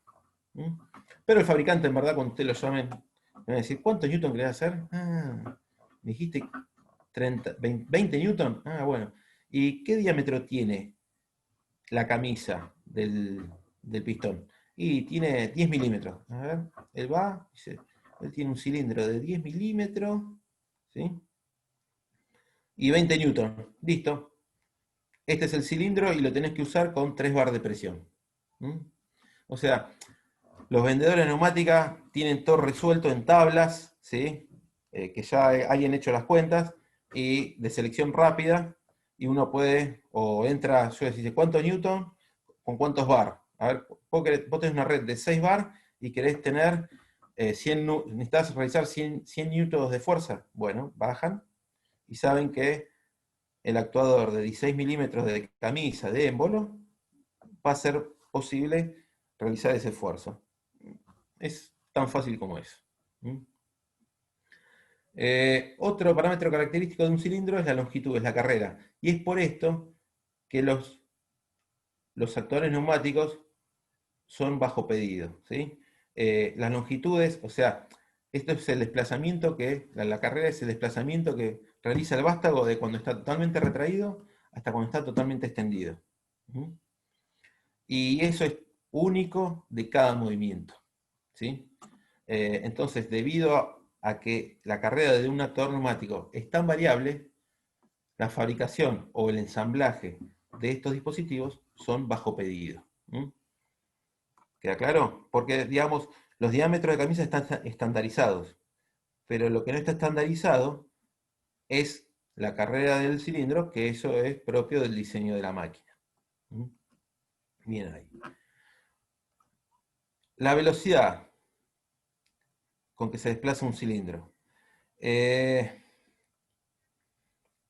Para tener una idea que tengan ustedes, las velocidades que se manejan en el vástago de un actuador neumático rondan el metro por segundo. Son velocidades interesantes, por eso la neumática es muy utilizada cuando una máquina se automatiza, porque si uno quiere, digamos lo que dicen en la envoltura, muchos golpes por minuto, necesita altas velocidades. Si quiere aumentar la productividad, necesita altas velocidades. Y la neumática lo tiene. Puede mover piezas a muy alta velocidad, ¿sí? Sin desgastarse y sin esforzarse. Fíjense que hay cilindros especiales que se llaman de impacto, que logran velocidades hasta 10 metros por segundo. Estos son cilindros especiales de impacto, son más, si ustedes imagínense en una máquina troqueladora, quieren troquelar plantillas de zapatillas. Entonces viene una plancha lisa y ustedes quieren con un troquel, quieren cortar de un impacto las suelas de la plancha. Y bueno, si uno quiere tener mucha energía disponible para un esfuerzo importante, pero de corta duración, existen cilindros especiales que se denominan cilindros de impacto. Pero por lo general las velocidades de desplazamiento rondan el metro por segundo, sin gran desgaste ni esfuerzo en los sistemas neumáticos. Bien, esto más para proyecto de inversión. ¿Cómo estimo? ¿Se acuerdan que cuando arrancamos compresores decíamos que había que determinar un poco la demanda de aire comprimido? Que eso léanlo, que está muy bueno en el apunte de micro, ¿sí? Está en dos partes, leído de qué depende la capacidad del compresor, y habla también de unos factores de seguridad y de sobredimensionamiento. Si uno quisiera estimar el consumo de aire, bueno, hay que arreglársela como uno puede. O sea, es muy raro tener caudalímetros de aire comprimido. Yo no he visto, ¿sí? Pero, como dijimos anteriormente, el actuador, para hacer un movimiento en un actuador neumático, yo necesito llenar un volumen que uno puede conocer, porque sabe el diámetro del émbolo y el desplazamiento de la carrera, entonces uno es fácilmente calculable cuál es el volumen de aire comprimido que se consume por cada movimiento.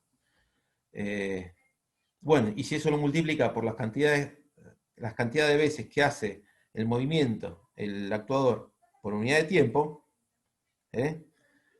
puede sacar cuál es el caudal nominal. Entonces, acá con un poco de sentido común, se puede estimar cuánto es el consumo de aire que tiene cada máquina, midiendo los desplazamientos, midiendo la geometría de los actuadores. Eso se los dejo para proyecto de inversión. Si ustedes tienen una planta, tienen 3 cilindros y van a ver, tengo que comprar el compresor, ¿qué caudal necesito movilizar? Bueno, de alguna manera lo van a tener que hacer en forma rústica, de esa forma. Agarrar cinta métrica, agacharse y medir velocidades o repeticiones por unidad de tiempo. Bueno, obviamente el vendedor tiene estos gráficos que ya están hechas las cuentas anteriores, entonces tienen acá expresado el consumo por carrera, el diámetro del émbolo, la presión de funcionamiento. Acuérdense que el consumo del aire depende de la presión que lo voy a utilizar, ¿sí? Eso es muy importante, eso lo mencionamos cuando vimos regulación de la presión. Y acá terminamos la parte de actuadores neumáticos. Edu, Acá, sí, dale. Juan. sí, una consulta que es, ¿en qué apunte está lo del consumo de aire? En el de micro, en el más largo. Perfecto, bien. O sea, todo lo que no está en los apuntes de calidad de aire comprimido, y en Kaiser también habla algo de distribución de vapor, bueno, todo lo que no está ahí, vayan y lo buscan en el micro, en el más largo. Por eso dije, no impriman todo, saquen de ahí lo que ustedes crean necesario para entender el tema.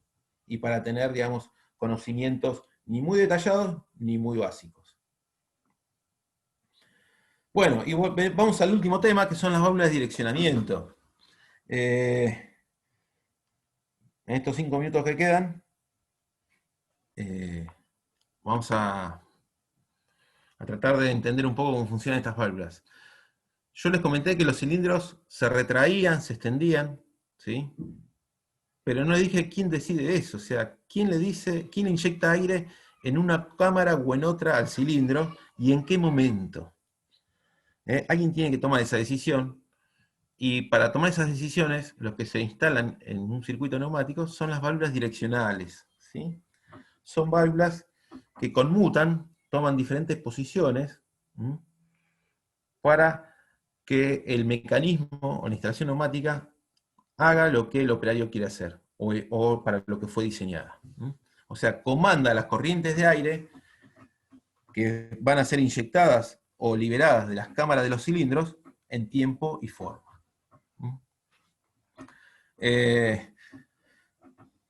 ¿Cómo están caracterizadas?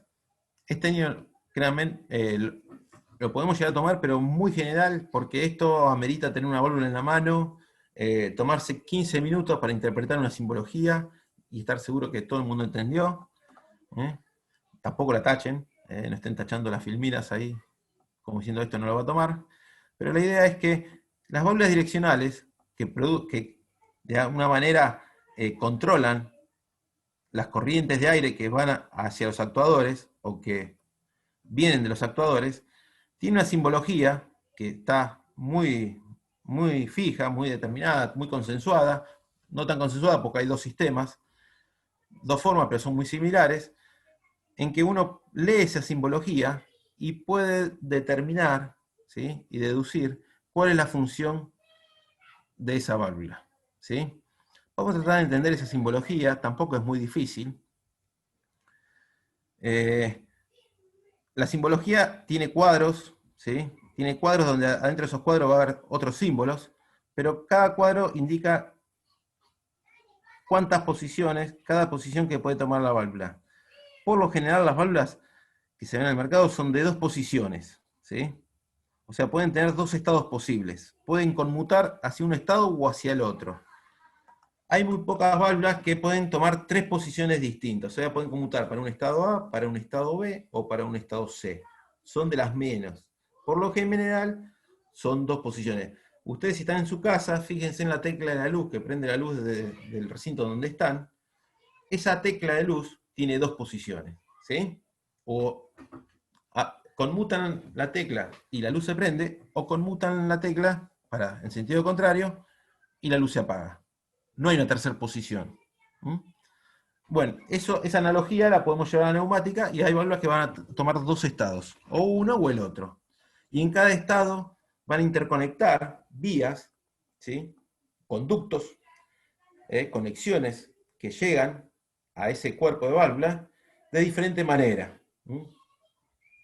Por ejemplo, si vemos acá la simbología que está abajo a la izquierda, ¿sí?, podemos ver que es una válvula, o sea, esta simbología, si yo la empiezo a deducir, digo que esto es una válvula neumática que tiene dos posiciones, ¿sí? Porque tiene dos recuadros.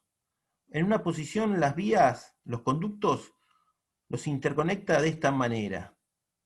Y en la otra posición, la conexión que se produce en las vías toma esta otra forma, ¿sí? O sea, dos recuadros, dos estados posibles que puede tomar esa válvula en cuanto a posicionamiento. Por eso sí es que esta es una válvula de dos posiciones y podemos decir que es una válvula de tres vías. O sea, cada conducto, cada conexión que tenga esa válvula va a ser una vía. ¿Mm? Y van a encontrar válvulas que tienen dos vías, dos posiciones, tres vías, dos posiciones, y así hasta puedo llegar a tener 5 vías, dos posiciones. ¿Sí? La de acá abajo es una válvula que es dos posiciones, tres vías. O sea, si uno viera esta válvula, van a ver que tiene tres roscas para conectar conductos, mangueras, ¿sí?, donde el aire puede ingresar o puede escapar del cuerpo de esa válvula. ¿Mm? Por eso es una válvula 3-2. Si ustedes escuchan un técnico decir, che, esto es una válvula 3-2, quiere decir una válvula que es tres vías, dos posiciones. ¿Mm? Tres vías, dos posiciones. ¿Qué quiere decir esto? Que en un estado, ¿sí?, en un estado, la vía número 1, que se asigna el número 1, tiene el número indicado, si ustedes lo tienen en la mano, vendrían un 1. Quiere decir que la vía 1 está cerrada, no va a estar comunicado con nada, con ninguna otra vía, pero la vía 2 con la vía 3 va a estar interconectada. O sea, si yo soplaría por la vía 2, el aire escaparía por la vía 3. ¿Sí? Ahora, si esta válvula yo la hago conmutar, apretando el pulsador, esta válvula se va a posicionar en la otra forma, en la otra posición, y lo que va a hacer es, en esta posición, interconectar la vía 1, porque esta vía está repetida acá, la vía 1 con la vía 2, y la vía 3 va a estar cerrada. O sea, si yo acá soplaría por la vía 1, el aire escaparía por la vía 2. ¿Sí? O sea, las vías se repiten en cada posición, ¿sí?, pero se interconectan de diferente manera. Hasta ahí, síganme, vamos a tratar de pasar a otra filmina. ¿Sí? Acá hay un poco más de simbología. Y vamos a tratar de entender a la válvula 5.2, que es la simbología que está a ambos en la parte media, tanto a la izquierda como a la derecha, en la misma válvula. Lo que pasa es que, como les dije, todos se pusieron de acuerdo en la simbología, pero no del todo, porque hay una norma ISO, que a las vías le pone letras, y hay una norma CETOP, que a las vías le ponen números. Por lo general lo que se ve es la norma CETOP, ¿sí? Y van a ver que las vías están numeradas, no tan letradas, ¿sí? Entonces, esta válvula, yo le preguntaría cuántas vías y cuántas posiciones son, y estaríamos 15 minutos perdiéndonos, ¿sí? Es una válvula de 2 posiciones, porque tiene 2 recuadros, y en cada recuadro hay 5 vías. Está la vía 1, ¿sí? La vía 5, la vía 3, la vía 2 y la vía 4. Es una válvula 5.2 que es la que se utiliza en el 95% de los casos para un cilindro de doble efecto. O sea, como el cilindro de doble efecto es el más usado, esta válvula neumática es la más utilizada en la industria hoy en día. ¿Qué decir? Ya dijimos, vamos de vuelta por cuarta vez. Guido, tengo una consulta, si querés. Sí, dale. Nos preguntan por el chat si la primera de las posiciones Sí. sería el recuadro que está más lejos del vástago.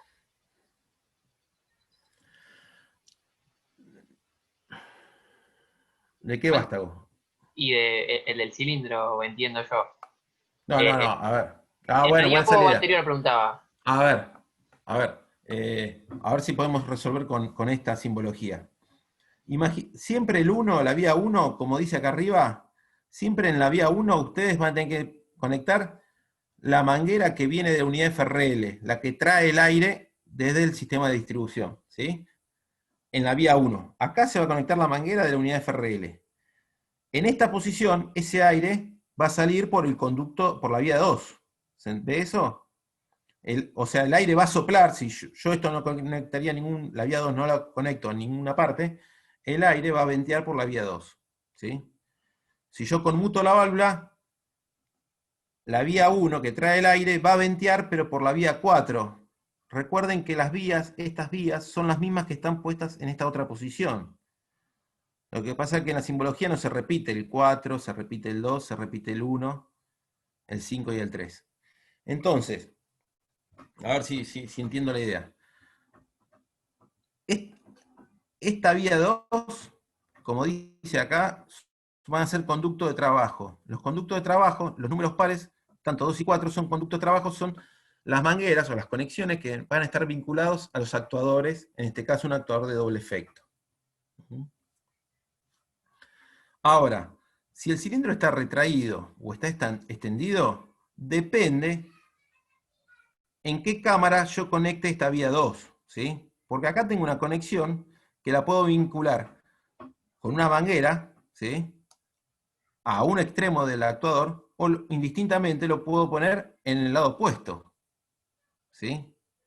En ese caso, o sea, si yo la válvula por default, o sea, en sentido, en el primer estado está en esta posición, el cilindro, si esta vía 2, que es una conexión, yo la vinculo a la cámara opuesta al vástago, naturalmente el cilindro se va a extender. ¿Sí? Ahora, si se me ocurre agarrar la vía 2 y conectarla mediante una manguera a la cámara que está en la salida del vástago, del lado de la salida del vástago del cilindro, ese cilindro, en la misma posición de la válvula, va a tomar una posición retraída, se va a retraer porque estoy inyectando aire en la cámara opuesta. ¿Se entiende? Por favor, levante el micrófono el que hizo la consulta. Yo tengo muchas formas de configurar un sistema neumático.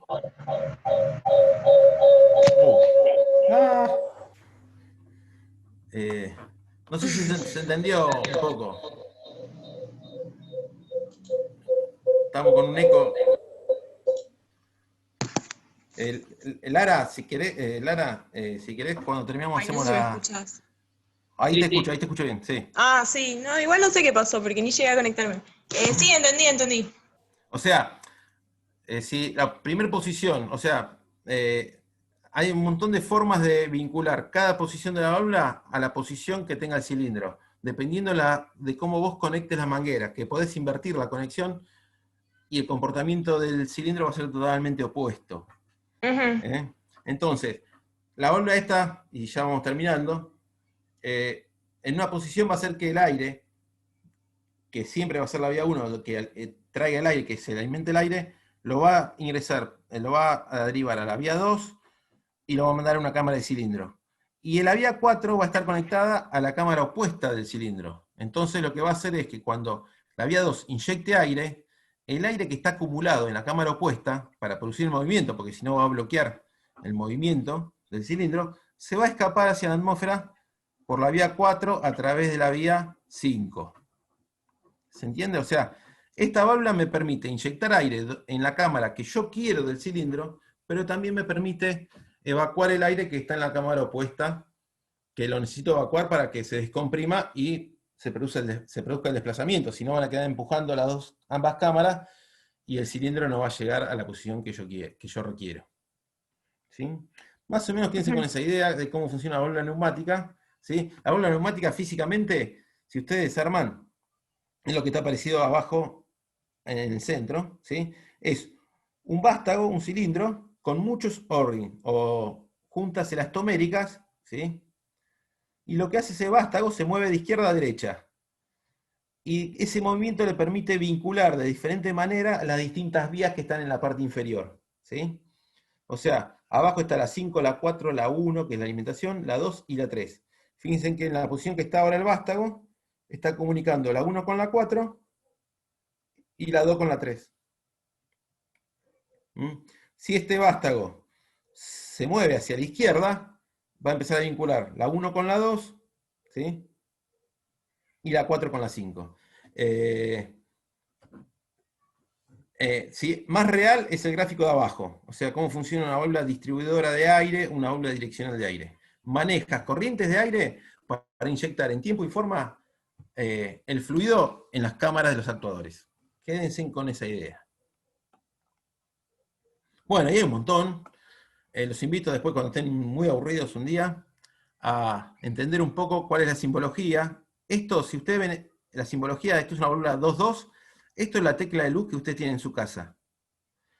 Es más, no es la tecla de luz que tiene en su casa, porque tiene dos posiciones, tiene dos vías, nada más, pero en verdad es un timbre.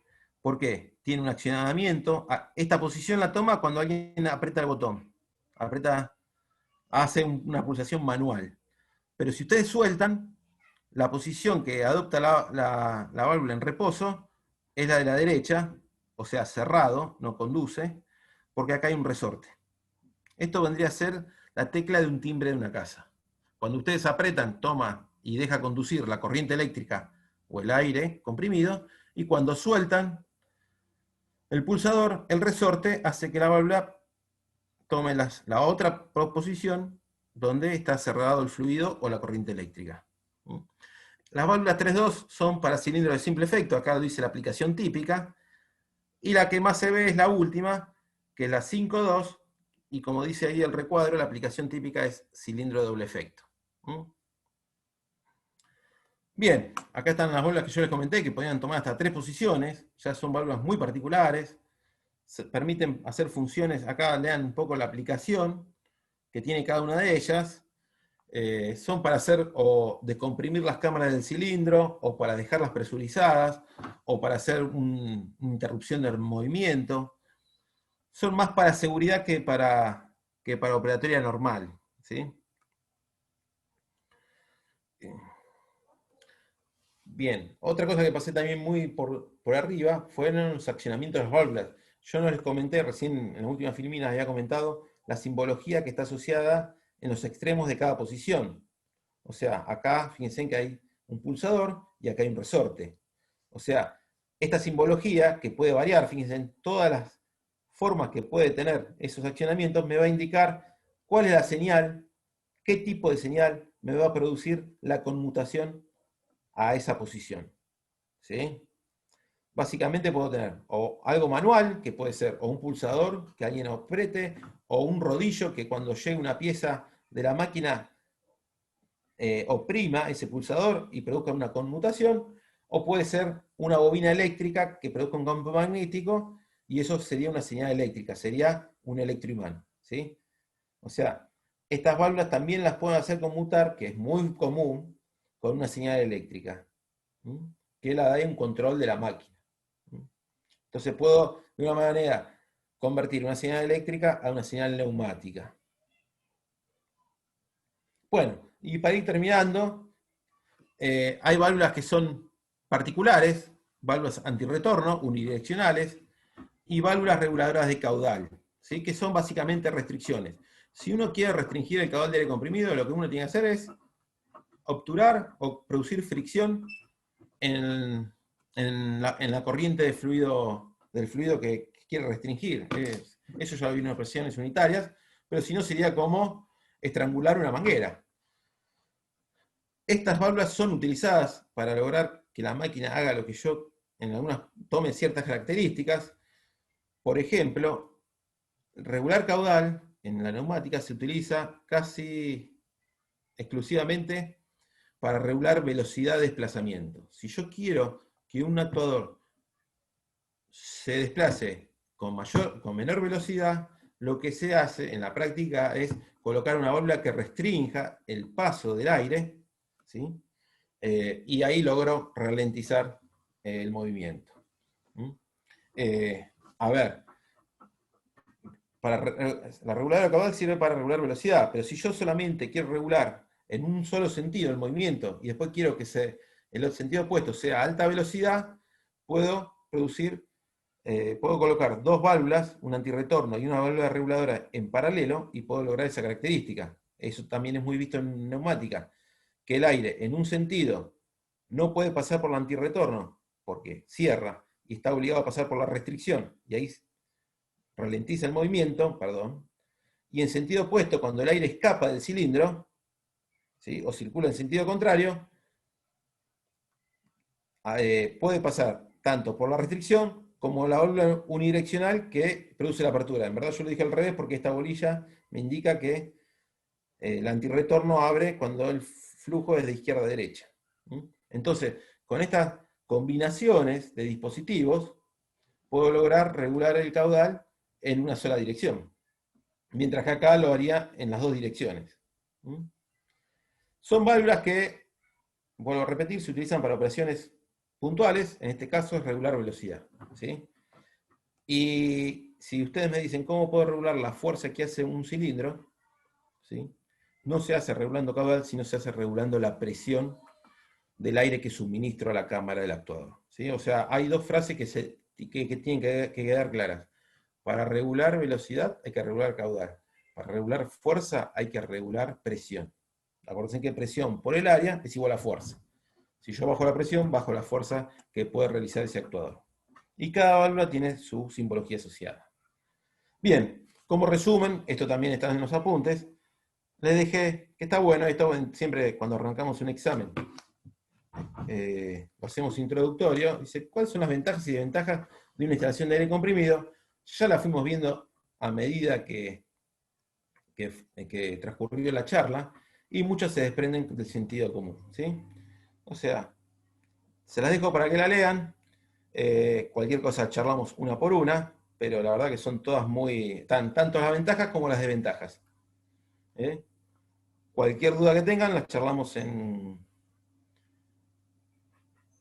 el espacio de consulta, pero reitero, este tema es bastante simple, sencillo y bastante ameno. A mí me gusta darlo porque creo que ustedes del otro lado es muy comprensible, y me parece que por eso es apto darlo en esta altura del cuatrimestre, cuando ustedes están recién iniciando el cuatrimestre.